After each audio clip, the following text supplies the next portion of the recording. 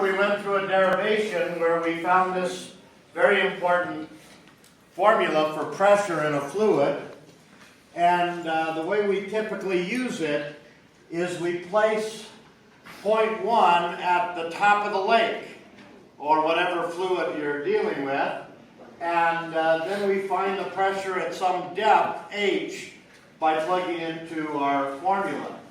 Now we found that that pressure at the surface at the top of the lake was not zero.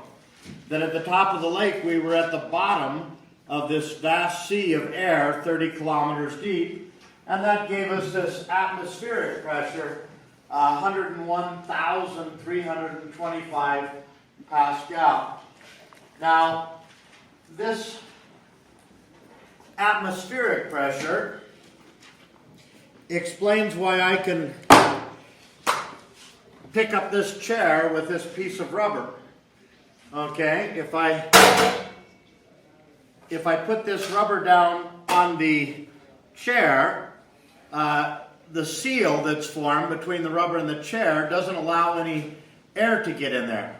I still have 14.7 pounds per square inch pushing on this surface and pushing on that surface, holding those together, and it's not until I let some air in there that it lets go.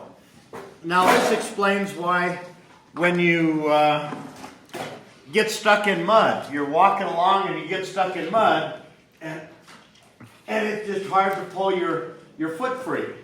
It's just a little bit of mud. It shouldn't be that hard to pull your foot out of it. You're not fighting the mud. You're fighting 30 kilometers of air sitting on your head. Now normally as I walk across this floor, I have 14.7 pounds per square inch pushing down on the top of my shoe. But I also have air underneath my shoe. There's nooks and crannies down there, and that's pushing up on my shoe. And so it really doesn't affect me. But if I get into mud, that mud removes the air from the bottom of my shoe. No longer do I have those 14.7 pounds per square inch balancing the 14.7 pounds per square inch down. And suddenly my foot is glued to the ground. And typically you end up losing a shoe. Okay? Does that make sense what I'm talking about here? Now last day we crushed a can with this, and I showed you a 55-gallon drum that was crushed. I also have an example where a tanker is crushed. They steam cleaned this tanker out, tanker car, and then capped it off. Watch what happens.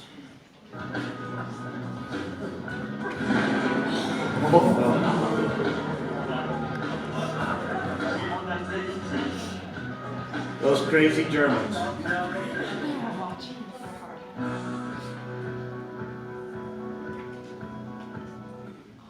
Now clearly this wasn't an accident. This wasn't something that someone got fired for. Those Germans are standing in the rain with their umbrellas waiting for this to happen. I mean, it was planned. So the question has to be, why would you take a perfectly good tanker and crush it like that? You know, just to entertain those people on the sidelines? There might be another explanation.